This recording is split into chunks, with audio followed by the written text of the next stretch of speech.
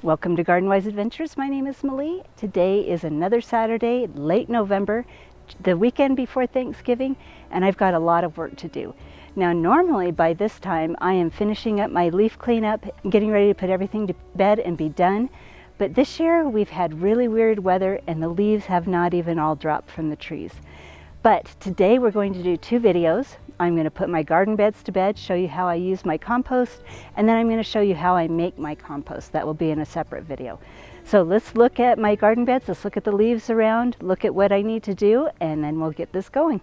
Now, as we look around my garden, we could see a lot of trees with leaves on them still. They finally, in just the last couple of days, have started to turn color. Like I said, I think this is the 24th of November, the Saturday before Thanksgiving, and we still have not done our leaf cleanup, but there are trees that have lost all their leaves. Now, leaf cleanup is a large job for me. I've got a lot of area to cover and a lot of trees to clean up after, and I like to only do it once. So I'm going to absolutely wait until the last of the leaves have fallen off the trees, watch the weather really carefully.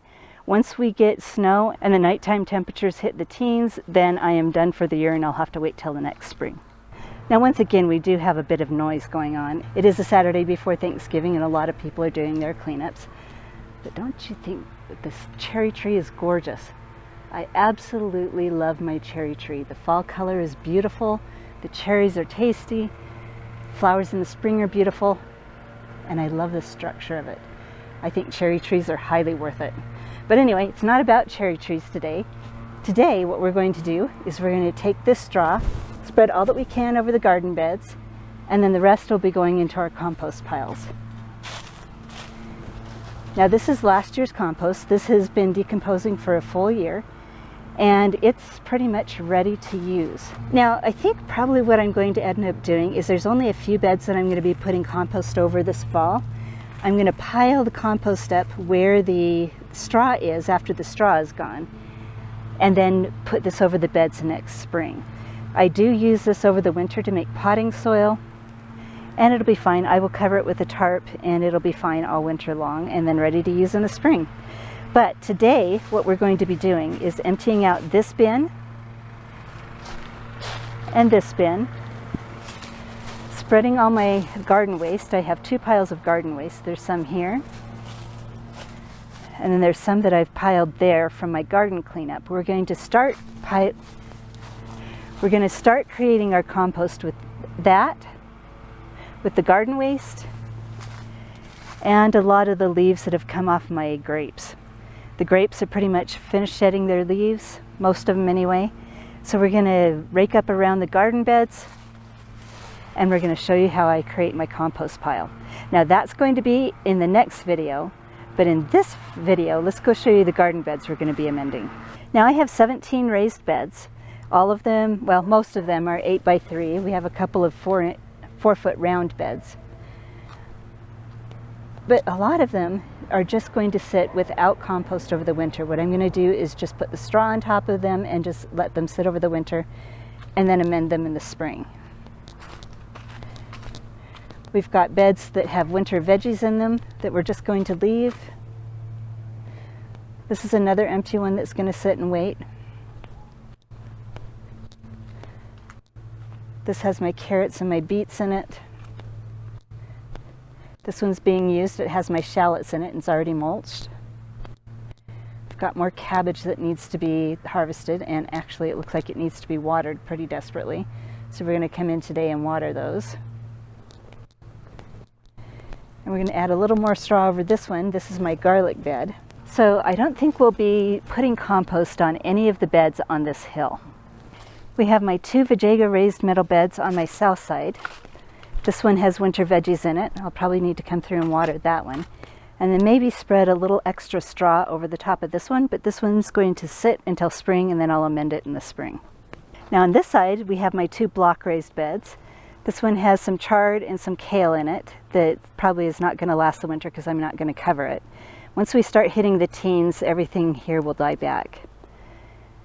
This side over here has already been amended. That has my winter veggies in it, so we won't be amending that. But what we are going to need to do is cut back my Jerusalem artichoke, and that will happen a little bit later, maybe Thanksgiving Day. in the morning I'll come out and just chop these back. I think what I'm going to do with these, instead of harvesting them all in the fall, I'm going to just harvest them over the winter as I need them. And then next year, in the spring, I'm going to dig the whole bed up, empty it out, put some weed mat at the bottom because I've been having Jerusalem artichokes sneak out the bottom, and then redo this bed. We do need to add more soil to it. It's been sinking a bit, and so we're just going to cut it back this fall. But the beds that I'm going to be putting compost in are these.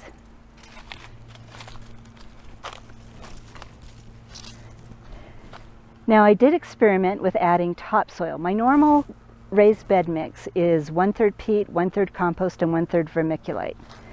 But these, I brought in some garden topsoil, and it's actually looking a lot better than it has.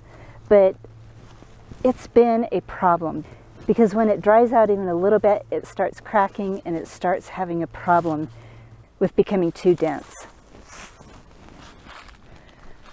So I think I'm going to come in just to continue to amend the soil, add compost. These holes are where my thirsty earth oyas were. I think I'm going to utilize those and just fill those with compost. Fill these beds almost to the top with compost. This one here also, I still need to take the beans off. I harvested all the ones that were ready to harvest. The rest of these were just kind of pretty slimy and not very, I don't think the beans formed before they froze. So anyway, we're just going to take down the beans and fill this with compost and then cover the top with straw. Now, most years I use my handy little sifter here that's seen better days, and I sift all my compost so it's a nice, fine, smooth compost. But this year, I think what I'm going to do is just put it on the beds and let it continue composting in the beds. We do have quite a few wood chunks in there from my bark mulch that ends up getting in my compost when I rake up my leaves. And we have some chunkier material, but I'll just throw these in my compost pile that's going to be redone and just recompost them for the next year. So it's going to be a little chunkier than I'm used to, but I need to save time because I don't have a lot of time to finish this work today.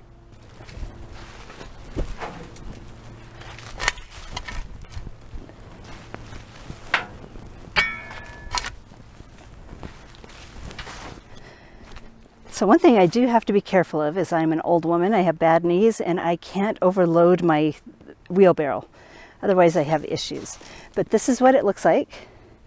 I've got some chunky pieces that I'm just throwing back on the ground to be mulch. And then the rest is going to be gorgeous compost in my lower beds. So let's take this down and I'll show you how I use it.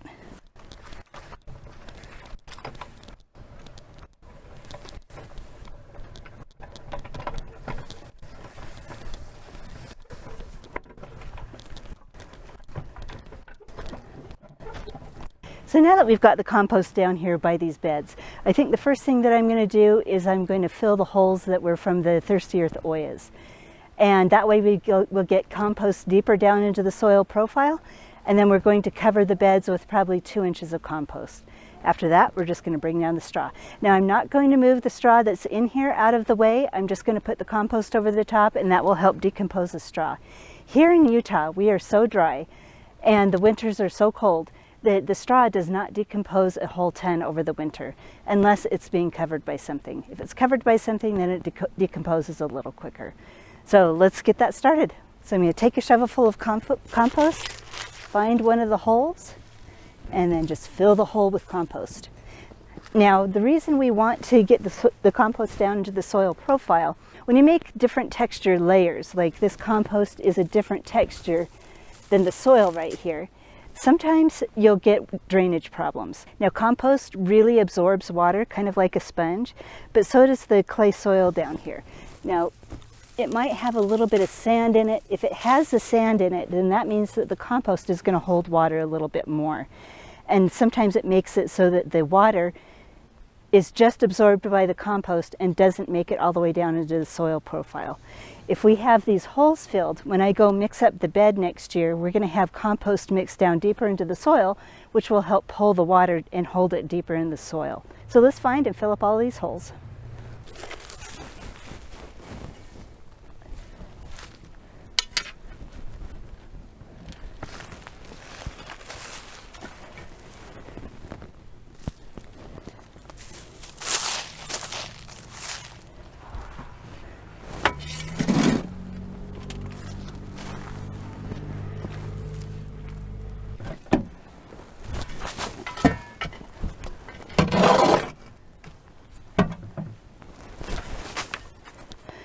So this is 1 wheelbarrow full of my capacity. I think we're probably going to need 6 more to fill up all these beds. So I've got my work cut out for me. Let me get that finished.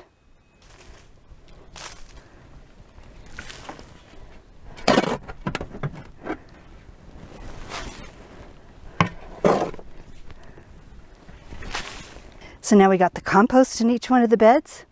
Look how beautiful that is. I love the color of compost, but even though I love it, we're going to cover it up to protect it.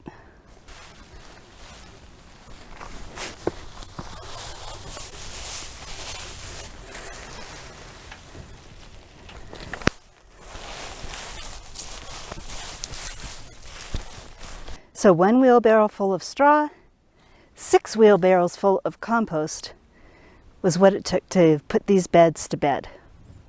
Let's go show you how much is left in my pile. Now once again we're running out of daylight, so I'm not going to film putting straw over the rest of these beds. And the compost video is going to have to be done tomorrow. But here's what's left of the straw. And here's what's left of my compost. All of it will be used by the end of this year or early next spring. And it's amazing stuff. Now, like I've said, the next video is going to be about how to make compost, and I'm going to talk more about why I think it's amazing. I consider it garden gold. I don't think there's anything that is just as good as compost for your garden. Now, that being said, there's a lot of myths around compost, and we'll go over those in the next video. So definitely keep your eye out for that. Compost is great to have, but it is also not the last thing that you need for fertilizer for your gardens. Now next year, next spring, I'll actually throw more fertilizer down, and what I'll probably throw down is nitrogen. I'll either use blood meal or whatever nitrogen source I have. Compost is full of all the nutrients that your garden needs, but it needs to be broken down first. Those nutrients are not in a form that your plants can use at this time. So compost needs time to break down slowly over time. So just using compost in your garden beds is not going to be enough for the nutrients that your plants need. But it will help build soil structure, it helps hold water, and as it breaks down, it does release nutrients. Another thing to caution about is using animal manure in your compost. There are some areas that are going to need it. Animal manures add extra salts. Also, it adds extra potassium and phosphorus into your soil. Now, if you've taken soil tests and know that you need potassium and phosphorus, then manure-based compost will be good for your garden beds. My garden beds have tested high in potassium and phosphorus, so I will not be using animal manures of any type in my garden beds. That will just push them over the limits of what the plants can tolerate. So I just like the plant-based compost. And everybody's property, everybody's garden beds are going to be different. I suggest doing soil tests before you add any extra nutrients so you know what you're working with.